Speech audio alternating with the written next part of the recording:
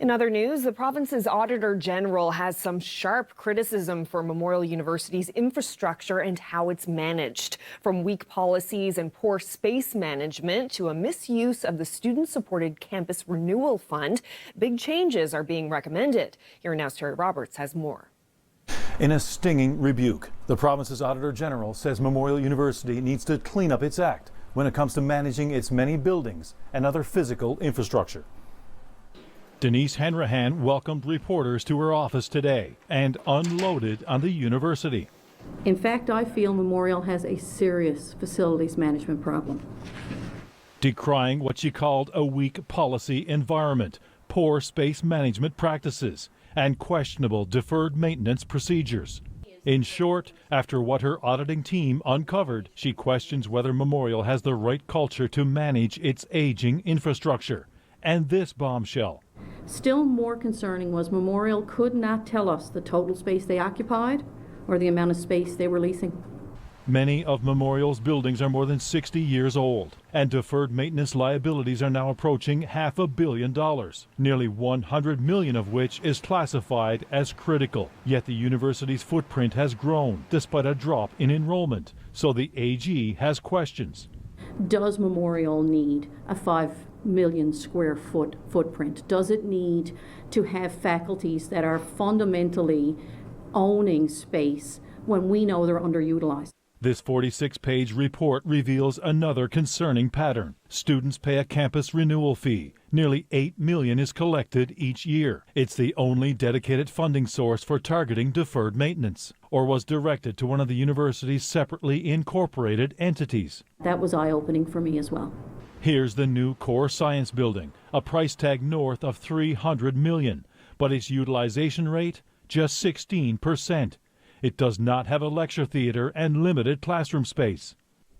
So this old science building is still very much in use and is sure showing its age, with no less than $35 million in deferred maintenance. The AG is recommending sweeping changes to ensure that scarce dollars are spent only after being scrutinized by a new set of policies and oversight.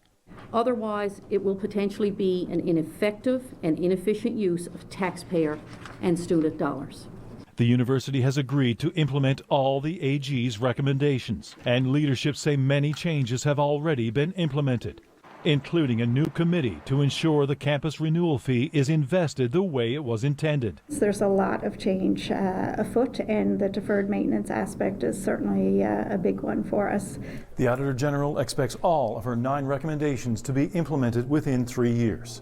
As for all that deferred maintenance, well, that's a $500 million question. Terry Roberts, CBC News, St. John's. Well, this isn't surprising, says Memorial University's Students' Union. It says 6 buildings on campus are in critical condition, and it's concerned for the safety of students. Munsu is calling on the Premier and the province to act. Today, we were not surprised at all, unfortunately, about the Auditor General's report and the findings.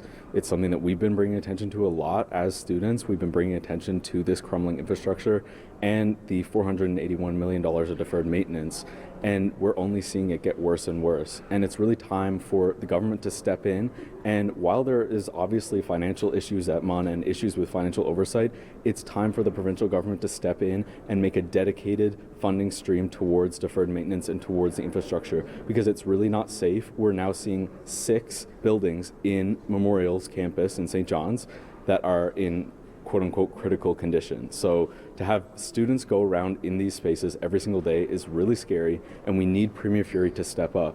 It's also very telling that we haven't heard a word from Premier Furey after on December 11th he said that he or the Minister of Education would reach out to students and faculty and specific stakeholders at the university to discuss funding. He never did, and neither did Minister Howell. So we're waiting from the provincial government, and we're wanting to see better accountability and financial oversight at MUN.